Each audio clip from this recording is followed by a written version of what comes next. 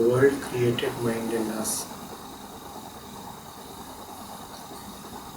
But if mind was not created, then we wouldn't have survived this long. Without mind, we wouldn't have even reached a stage to realize that we need to attain the mind. Why this universe allows mind to exist and expects us to eliminate the mind? There are billions dying, not knowing that they need to attain no mind. Is it their mistake?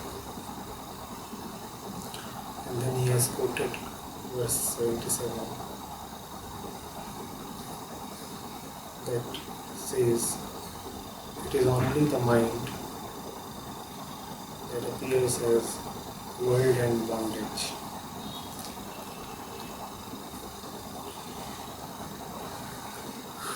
There are a lot of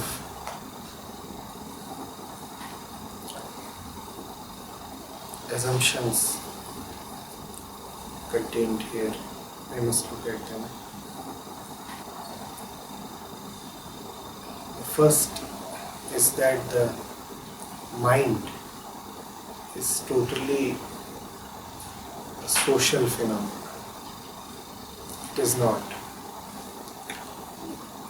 In fact, what you get from the society is a reaction to what the little child is born with.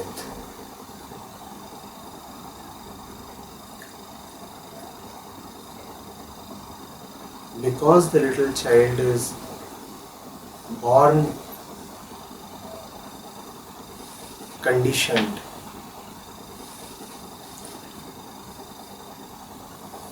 therefore there is a need perceived by others to help him by educating him, teaching him, etc. It is not as if the society gives you the mind. The professed intention of the society, that is, the others, is to rather give you relief from the biological mind. That is what they intend to do. Don't you see how a kid is born? Is the kid born blissful? Is the kid free of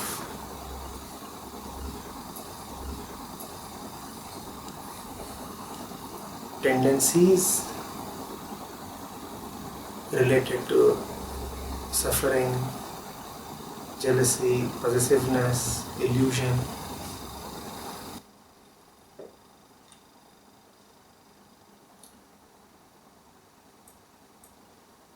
Because we are born conditioned, because we are born in a way distorted,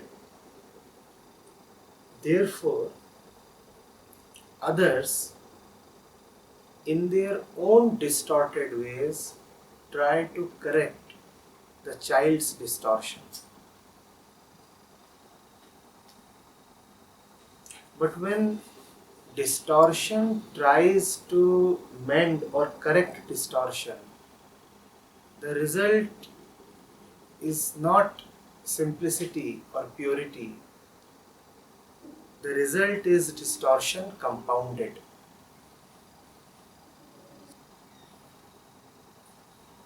That is what happens. So, you must stay clear of this belief that the child is born a clean slate and the mind is then written upon that slate by his experiences or by the teachings he receives, by his education or other things. What you are saying is only partially true. The society at most colors the face. The face already exists, and the face of the child is not really an innocent face. The face already contains all the biases and fears that have flown through the evolutionary history to now emerge as the body of that child.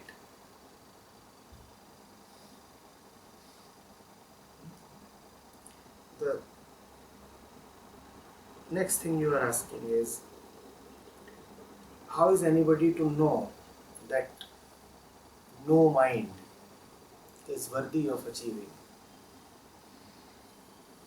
And if there are billions who die without achieving the so-called no mind stage, is it really their fault?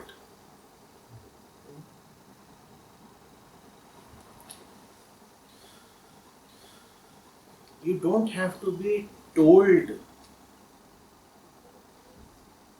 what you need. When you are thirsty, the thirst is the proof of what you need.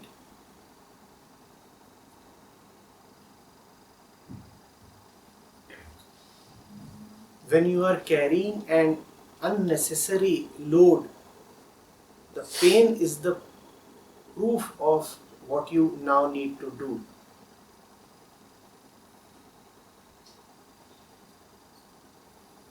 It is not something that somebody from outside needs to come and preach or dictate.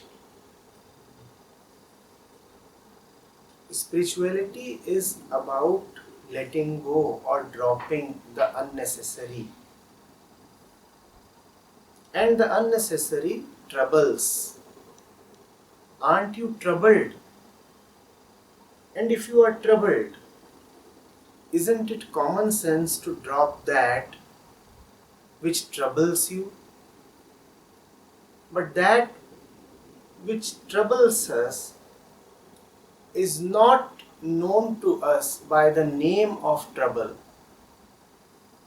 We have given our troubles fancy, decorated, respect-worthy, and deceptive names. Spirituality is about seeing your situation as it is. It is about seeing the world as it is. And when you see suffering as suffering, trouble as trouble, and relief as relief, then you know what does not need to be there.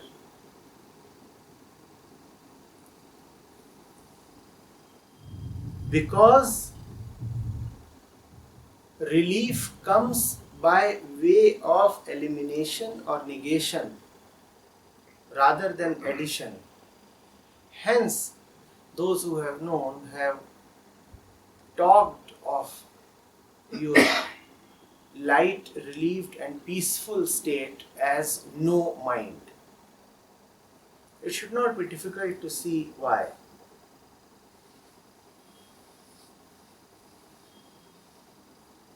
Because the mind and its activities are the only source of trouble.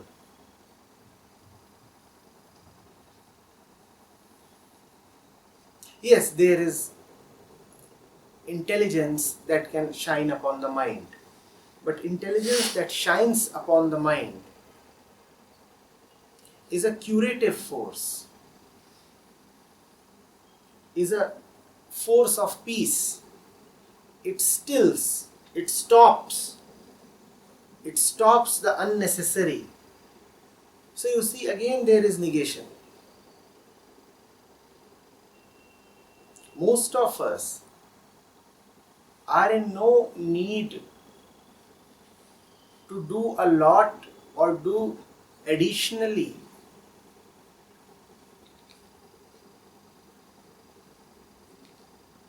to be relieved of their daily traumas. The fact is that our daily traumas remain with us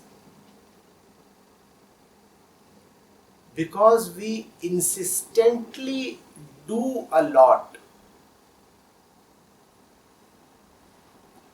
Troubles by themselves have very little power.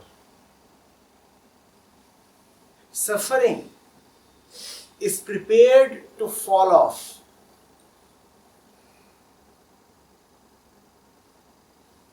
But we act a lot in order to keep the status quo.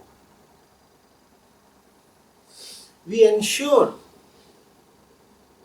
that our structures and patterns carry on. Isn't that is what this daily strife and tension and fight mostly about? Not letting that go which anyway wants to go. Stubbornly holding on to that which is not your nature, which requires such a lot of wasteful effort to maintain. Aren't we wastefully, effortfully maintaining a lot of things, a lot of people, a lot of states? Seeing this fact is the movement into no mind. So you are asking, is it somebody's fault if he does not know that he needs to come to no mind? There is nobody who does not know that troubles are unnecessary. And the proof is that nobody likes to suffer. Show me one person who likes trauma, torture, suffering.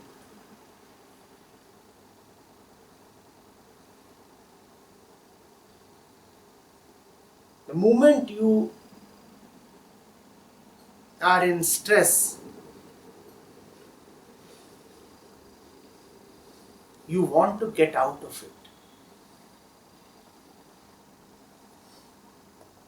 The moment you are in conflict, the moment there is internal disorder, you start feeling uneasy. And hence, we all know what must not be. What is unbelievable is that in spite of knowing what must not be there, how we let it not only continue, but actively work to make it continue.